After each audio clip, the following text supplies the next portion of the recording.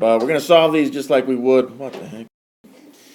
All right, so let's look at number one up at count. Number one, I mean, here's the thing is we see these decimals and we kind of freak out, which is normal. But we can kind of treat these as though the decimals weren't even there, right? I mean, if that was 651 and 865, is that going to make a difference? No, it is not. You'd do the same thing. On this one, you'd subtract 651 from both sides. And then you'd solve for x, right? We'd drop that x. The zeros out, and we're left with 21.4. Now, we should check that, right? So 21.4 plus 65.1 should equal 86.5, and it does. These two combine to give us 86.5, which is a true statement. Therefore, we know that our answer is correct. Same idea up in here. To solve for a, I want this to be a 1a, so I would divide both sides by 61.6. And again, this is something I can do in my calculator. So 5975.2 divided by 61.6, and I get 97. Now I can double back on that, and I can take 97 times 61.6 just to see what it is, and it is 5975.2. So we did that one correctly. So like on this one, for example, what we want is to end up with that 0.7 wha. No, I mean like if you were... So like on these, would add 2.3 to both sides. So that gives me 2.8 over here. And that equals this 0.7 wha. But when I divide both sides by the coefficient of y, which is 0.7, which leaves me just with the y, then I have, I should get 4 out of that.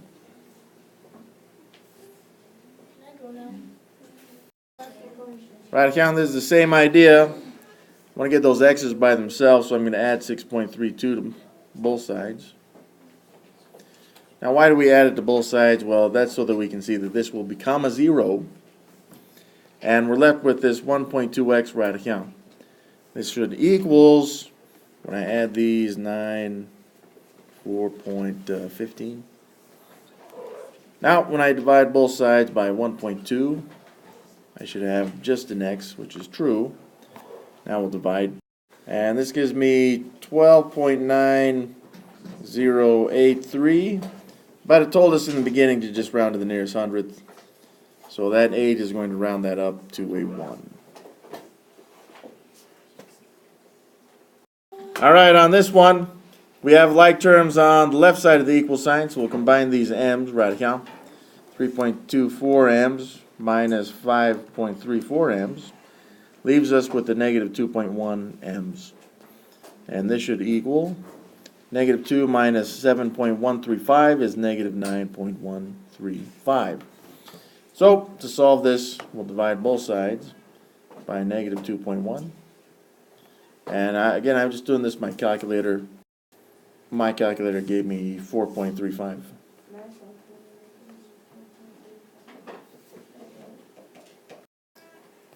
So on a problem like this, we're just looking to combine like terms here on the left. 8 minus 2b's would give us 6b's there. Now we got a positive 2.5, and this equals 4.7. So to get the b's alone, I'm going to subtract 2.5 from both sides. And I'm left with 2.2 right there. I'll drop the 6b. And now when I divide both sides by 6, I have the b, which equals 2.2 divided by 6 in the calculator, 0.36 repeating. So I can just round this up, because again it told us we could. I can just round this up to 7 right there.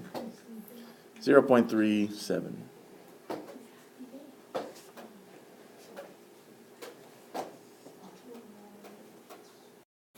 Alright, let's do number 8 as well.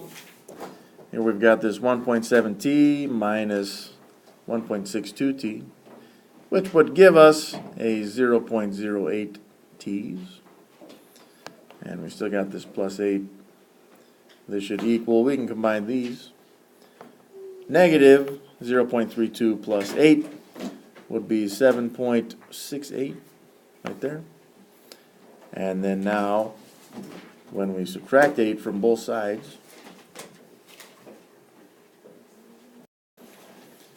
and finally, to solve, we'll divide both sides by 0.08.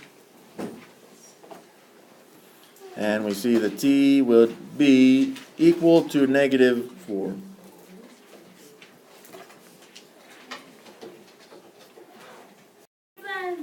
Here I go, number 9.